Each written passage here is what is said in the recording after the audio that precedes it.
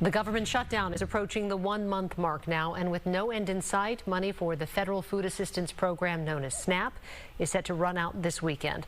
Fox's Oliviana Calmes is live in central Illinois, where she spoke with people who rely on this program, spoke to SNAP users as well. So, Oliviana, what have you been told by all of these folks? Well, Kelsey, according to the USDA, this could affect more than 10% of Americans and a high percentage here in Illinois. I spoke to a few who tell me they'll be visiting more food pantries. For now, they're feeling like they're scrambling, though. I really need the extra for food because by the time I pay all the bills, there's really nothing left.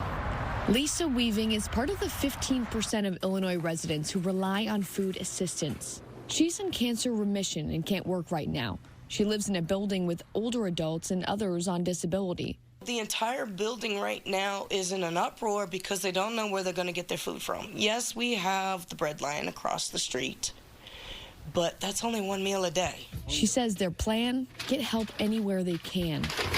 They're going to go to more pantries, but the problem is the pantries are going to be overran. Water Street Mission helps the Central Illinois community with basic needs. They just reopened a food pantry, and the director says he expects more people will be coming in. The greatest impact that we've had with the budget shutdown is going to be the SNAP benefits. Yesterday, I got a call from one of our churches who has a large food pantry, and they had twice the number of people there that night and actually cleaned everything out. More than 40 million people across the U.S. get federal food assistance. In Illinois, roughly 1 in 7 residents depends on the SNAP program. Some areas with the highest numbers are New Mexico, Louisiana, and D.C. If you're living in poverty, if you are in that lowest income, it's hard enough to climb out of poverty as it is, but now you add in rising food prices.